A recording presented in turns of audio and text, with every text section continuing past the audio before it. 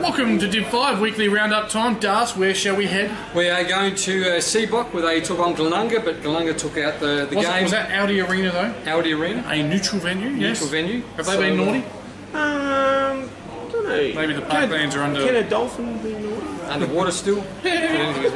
But no, it took out the rip by about 11 points, so 13-8-86 to 11-9-75. So Glenunga undefeated still, so well done to them. Yep, they keep getting the job done. Too close for come, I think, to Glenunga. Seabock, they've only just won the one game. They're sitting probably third bottom at the moment, so a bit close for comfort, but well done to Seabock getting that close. So goal kickers for Glenunga, we've got Abel with 4, Pross with 2, some other goal scorers there, with best players being Del Bello, Prosser, Mitchell, Edwards and Harford, and goal scorers for Seabock is Tolenia. I always get this one. Tolinar with 4, Harris with 3. It makes it easy, doesn't it? I do.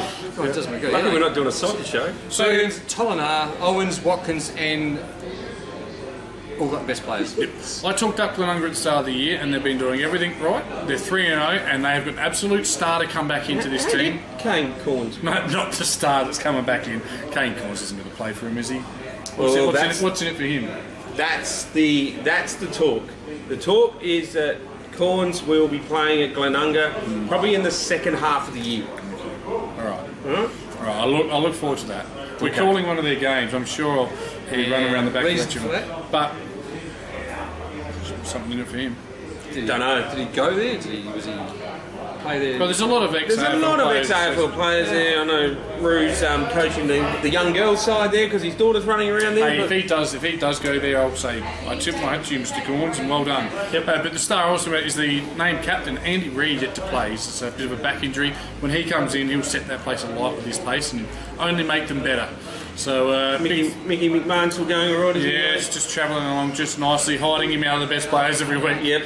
So now I was lucky enough on Saturday night to sit in front of the Ross Trevor group at the AFL game, and they didn't know I was sitting in front of them. Gee, did they have some things to say about Trevor? And they had huge expectations, and I'll tell you what, they've come through with good kicking. It's got them there. Rosewater at three-quarter time had 11 goals won and a slender lead, but that good kicking held them in good stead. They eventually ran out when it's 15-5-95 to Woody South 10-9-69.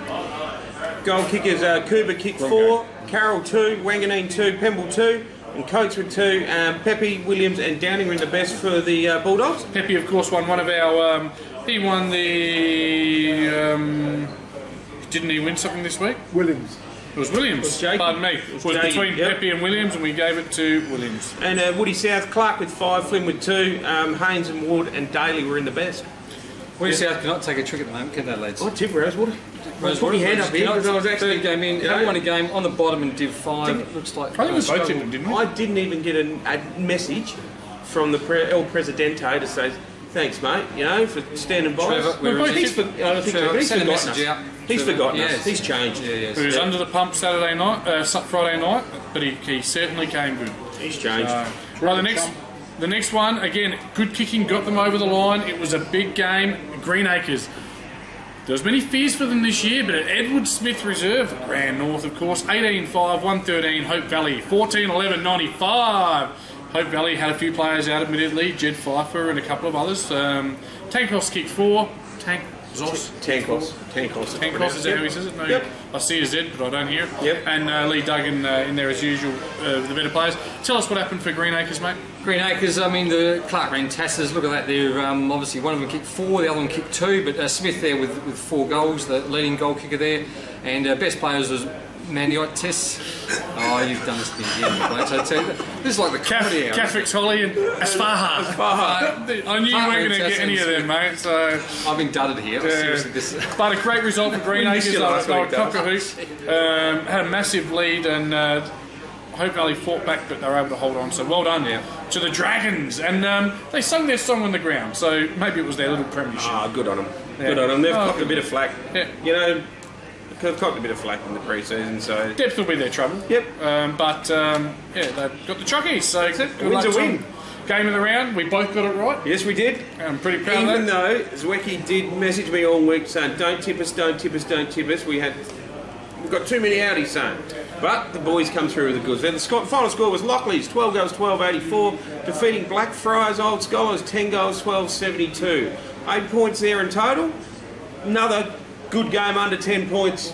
12 points. 12 points, sorry. Another good game close. Oh, my maths ain't real good tonight. Between these two, I think the last 4 or 5 occasions, it has been very tight. So Yeah, they match up well. Yep. Best player, goal kickers for Lockleys, Narcy's with 3, Gaddis with 2, Martinello, McDonough and D'Autulio in the best, and Dance for Blackfriars. We've got Fenton with 2, and Brincat with 2, then best players is Bortatello. Bellotti, Bortolotti, the sorry. big ruckman there, so your best on ground, Wood, he's most in there again. Horsell and a few other there in the best players, so well done again. Yeah, no, good. Would have been a good game, and I think these two will meet each other on at least one more occasion this year, if not more. And again, there Shows was where Lockleys are sitting at the moment. They're top, aren't they? Top, absolutely they are, but Yep. they've been one of the other probably favourites for the grand final, maybe third, but Yeah, well, shows the the team strength we they've got. thought we're going to probably, well, we all agreed that they'd be in the grand final. That was Paraka, but we've talked about good kicking in this division, boys, and they didn't have good kicking. Yep. They had a lot more scoring shots, but got done. Kenilworth 16-7, 103. Big come from behind win against Paraka, 12-17, 89. not be happy with that. Kenilworth out of the 5. Yeah, goodness me. So we've got a Cheek with 3 and Simmering with 3 also. Then best players, Quartersack, Cheek. This is for Kenilworth, of course. Kotsaris. Oh, Give us the Paraka leading The goal bracket kicker. leaguers, they did win actually. So we've got Bake with 4. Tried to get in there first. Just leave Kelso it with at 3. Baker. Robertson and Hay were the best players. Yeah. So well done. No, a really good win We'll for try to get Kenilworth. No first one in tipped place. them. 6 less scoring shots, efficiency at St Mary's. They played it well, come from Yep. behind, and deserved their win. So good work there for the boys. Moving on to this week. Yep.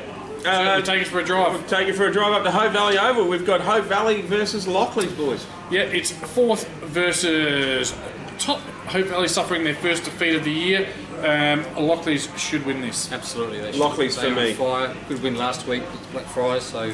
Yep, they're on Lockleys for me as well. Okay, we head down to Limbone Park, Paraka and CBCL Collisions, the Dolphins. 5th versus 8th. Yep. I will take 5th to bounce back with a vengeance. Yeah, bracket for me as Yep, well. Paraka for me. Okay, Blackfriars versus Kenilworth, boys. It's 3rd versus 7th. Again, not too hard to tip this one. I think Blackfriars will get there. Will get first use. They've got the better midfield and they should win. Definitely bounce back from last week. Blackfriars at home for me. Okay. We'll go to down at New Vision Oval, also Ledger Oval or Woody South's home ground, whatever it wants to be called these days. But Woodville South versus Greenacres. Woodville South, can they open their account this week? It's 9th versus 10th. Now, of course, the bottom 6 teams have only won 1 game, so one good win here could see them jump 3-4 positions. I think Woody South are going to get the chocolates. Yeah, Woody South for me. Have to. Soft spot for Woody South. Woody South, the first win of the year. Yeah, it's a good sign for them as well. They'll realise this, that they can win this game and move right outside the relegation If they zone. win well, they can jump Yeah, a fair few spots. Yeah, and at this time of the year, I mean, if they were to win by 92 points, they could be in the 5. So there you go. And our game of the round. Our game of the round, out to Webb Oval, it's Glenunga Rams versus the Rosewater Bulldogs. It's 2nd versus 6th, but it's probably not a true reflection of where these teams might finish up. Glenunga are yet to lose. Rosewater love a big game, don't they? Oh, they do. They do. They seem to grow an extra leg, especially a challenge like this. I'm not sure if they got everyone back from their misdemeanors and everything like that. Is everyone back All yet? back now. Yep, all back now. That's why I'm going to tip Rosewater. No, I'll go for Kalunga still. Yeah, undefeated Glenunga. Yeah. I didn't underestimate them this year. I thought they'd be in the grand final.